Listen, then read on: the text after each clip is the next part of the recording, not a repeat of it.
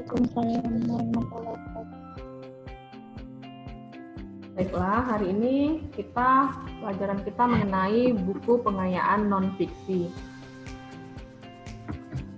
Sebelum kita mempelajari hal ini, mempelajari materi yang baru, ada baiknya kita berdoa sebelum belajar. Doa dimulai.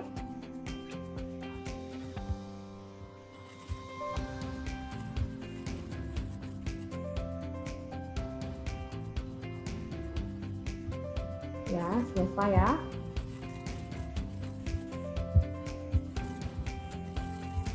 Baiklah.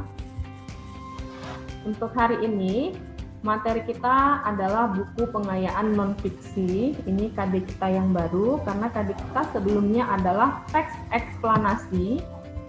Ya, teks eksplanasi, kemudian 2 minggu berturut-turut kita membahas tentang eksplanasi berikut dengan kaidah pembahasannya, kaidah bahasanya. Kemudian untuk hari ini kalian bisa membuka akun psikologinya untuk menyelesaikan ujian KD 35 dan 36 mengenai teks eksplanasi. Dan untuk hari ini saya akan membahas tentang buku pengayaan non-fiksi. Jadi di dalam bahasa Indonesia itu kan ada yang namanya non-fiksi, ada yang namanya fiksi. Nah, kalau dia non-fiksi berarti apa, Nak? Tidak merupakan khayalan. Berarti buku ini jelasnya dia berupa fakta yang ada. Buku non-fiksi. Maka kita lihat dulu indikatornya. Nah, untuk indikator pencapaian, untuk hari ini untuk khusus materi buku pengayaan non-fiksi, yang pertama mengenal pengayaan non-fiksi. Apa itu buku non-fiksi, kemudian mengenal jenisnya, dan yang ketiga adalah menganalisis butir-butir penting dari buku pengayaan non-fiksi yang dibaca.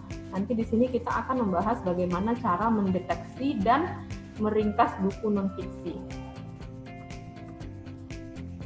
Nah, yang pertama, apa sih buku non-fiksi itu? Tadi seperti yang saya sebutkan di awal, non-fiksi adalah karangan yang dibuat atas dasar fakta atau hal yang benar-benar terjadi dalam kehidupan sehari-hari. Jadi dia fakta ya.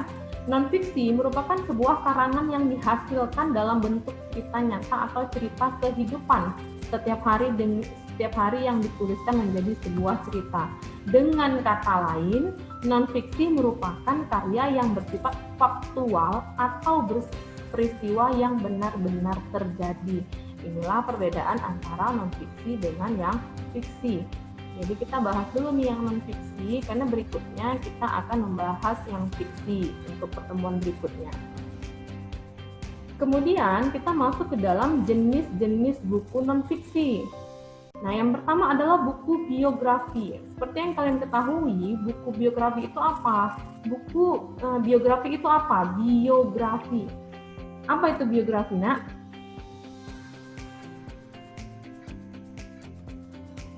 Halo? Kita ada sekitar 12 orang ini, satu orang pun nggak bisa jawab. Saya, Mem. Iya, siapa ini, Nak? Miranda, Mem. Ya, Miranda. Apa biografi, Nak? Biografi adalah teks yang berisi tentang informasi aktual seseorang, Mem.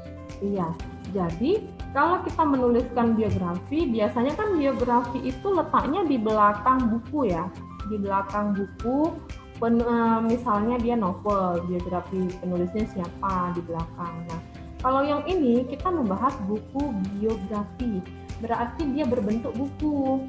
Nah, buku biografi ini contoh ya, contoh yang paling dekat dengan kalian itu siapa? Anak Singkong.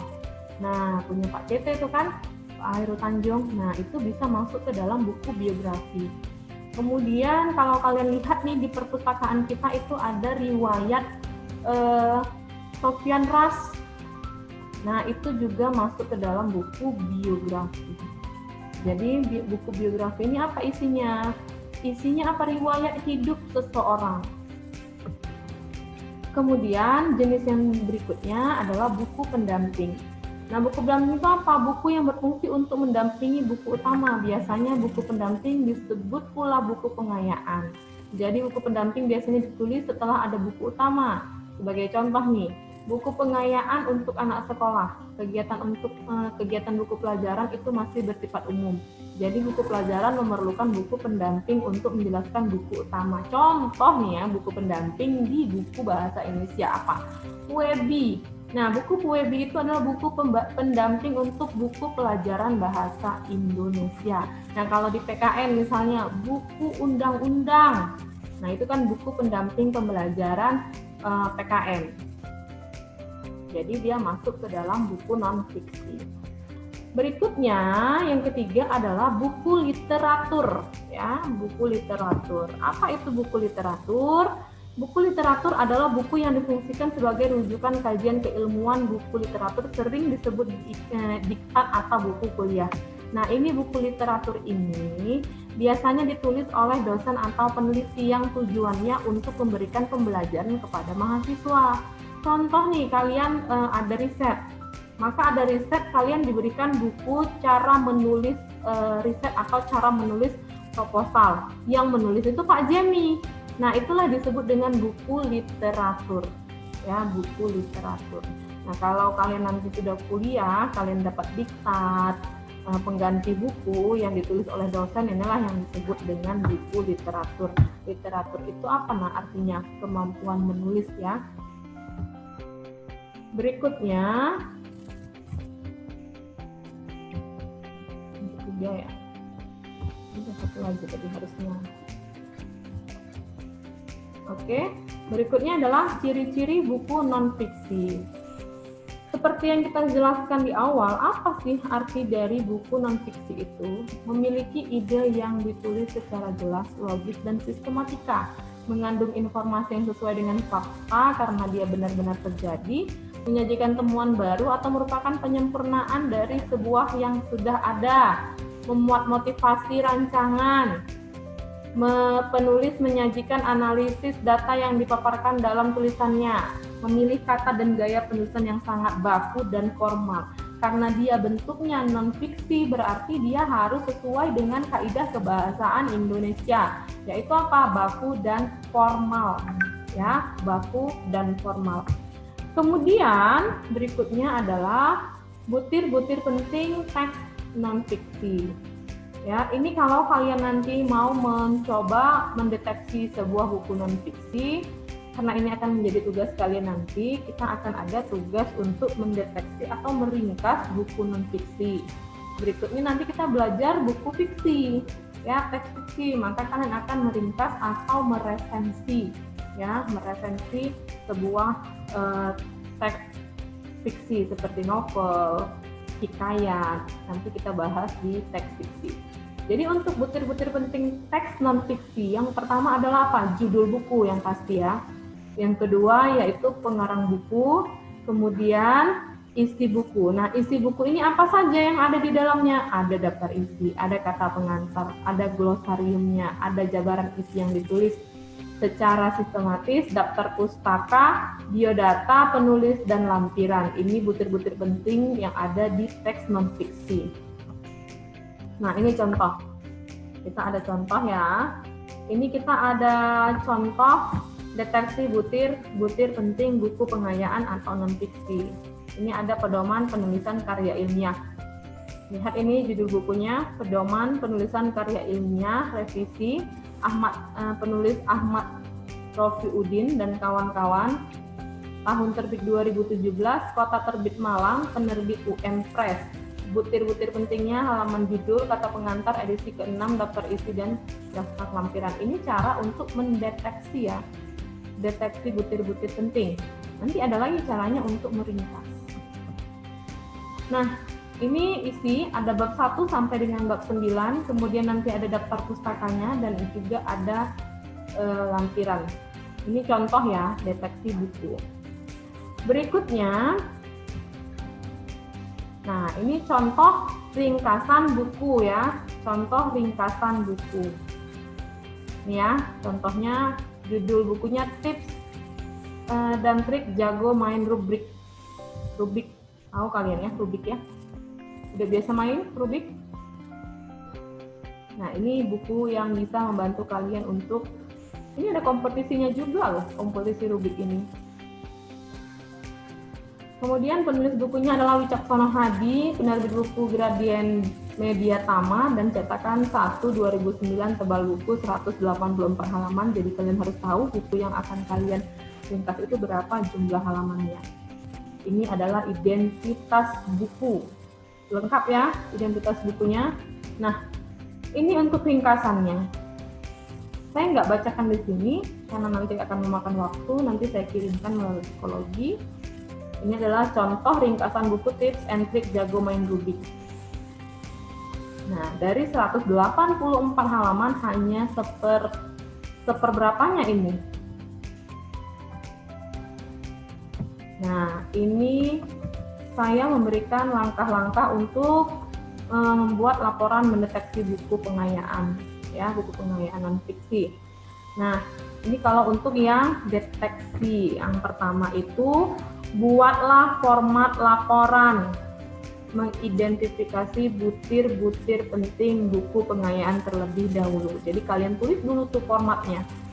Apa yang mau kalian deteksi dari buku yang kalian baca. Yang kedua, mulailah mengisi identitas buku pengayaan tersebut. Nah, tadi kan di contohnya itu ada identitasnya. Apa saja identitas dari buku tadi, Nak? Ayo, siapa yang bisa jawab? Apa aja, Nak? Siapa ini ya? Jangan rapida lagi. 10 orang ya.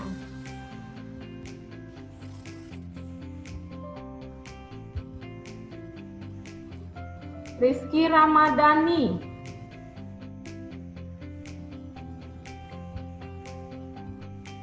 Masih adakah orangnya Rizky Ramadhani? Halo? Ada Rizky Ramadhani?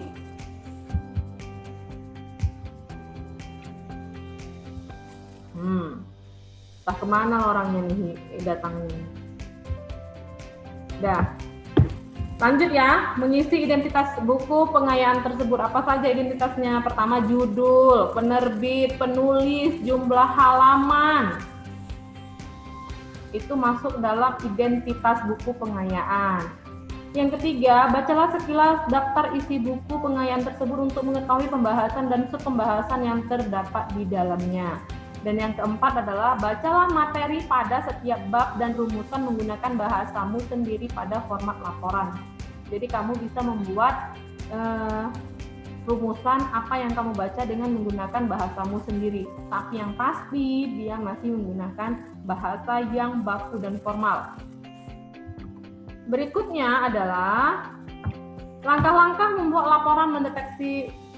Berikutnya adalah langkah-langkah untuk membuat ringkasan ya. Langkah-langkah membuat ringkasan buku pengayaan. Yang pertama itu dicatat dulu, Nak, butir-butir pokok teks yang telah ditemukan. Ya, kan kalian baca tuh ringkasan. Meringkaskan berarti harus membaca secara keseluruhan. Ya, ini langkah-langkahnya. Yang pasti identitas buku itu tidak ditinggalkan. Ya, tidak ditinggalkan. Pertama kalian membuat identitasnya, tapi kalian harus membaca seluruh buku itu. Kemudian dicatat itu setiap subbabnya, misalnya apa yang diceritakan di situ.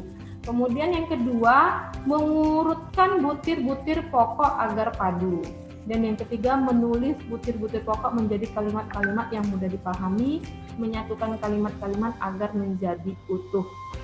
Nah, ini untuk langkah-langkah membuat ringkasan buku pengayaan.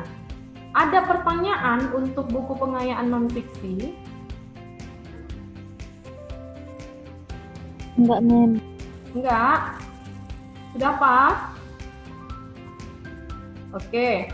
Kalau begitu, setelah ini kalian silahkan buka akun psikologi. Kalian boleh mengerjakan soal ujian KD kita, tapi yang pasti soal itu kalian kerjakan, kalian tidak bisa melihat nilainya sebelum saya input. Nanti saya yang akan input berapa jumlah nilai kalian. Hanya saya yang tahu siapa yang mengerjakan, siapa yang tidak mengerjakan, kecuali orangnya sendiri. Nanti nilainya kan masuk sama saya ya. Demikian saja pertemuan kita hari ini mengenai buku pengayaan non-fiksi. Sampai sini pertemuan kita. Assalamualaikum warahmatullahi wabarakatuh. Waalaikumsalam warahmatullahi wabarakatuh.